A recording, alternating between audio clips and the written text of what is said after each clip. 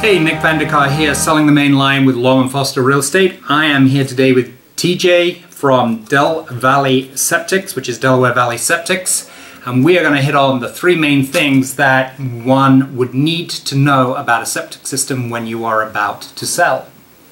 So, great, thanks for being here, TJ. Nice to meet you. Nice to meet you too. It's the one and only time I'm going to shake his hand. Hi, I'm TJ with Delaware Valley Septics. Thanks for having me out today. We're going to go over three important reasons why you should find out about your septic system before a buyer does. So we want to be in the know and integrate our brains with our system so we can be in the driver's seat when it comes to a real estate transaction.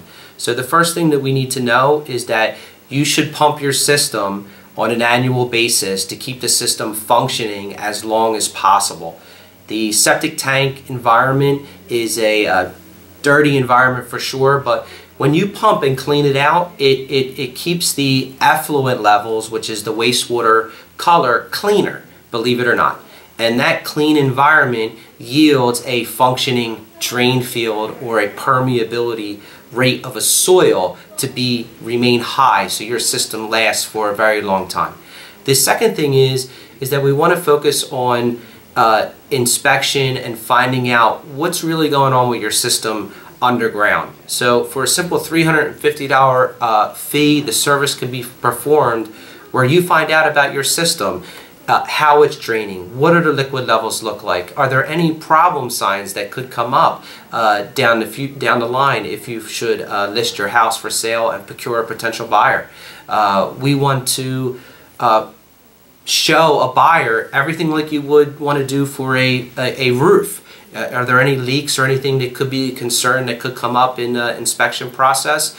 Well, just because that my business and this portion of your house is out of sight and out of mind, we have to find out about it so that you're in the know and you're in the driver's seat for any kind of negotiation or problem that should arise. The third thing is that a hydraulic load test may or may not be required on your septic system.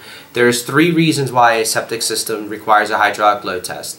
If the house is vacant, the inspector needs to put water in it to determine how much water it drains. Because if it drains X number of gallons, it's a satisfactory system for real estate transaction. If it doesn't drain X number of gallons as dictated by the local agency, then it does not pass for real estate transaction. So that's the first thing, if the house is vacant. The second thing is if the house is going to be subjected to double occupancy. So if one person lives there now, they're only generating a certain amount of water, and it would require a hydraulic load test because a family of 5 may be moving in, per se. And then that system would require a hydraulic load test to meet real estate transactions certification.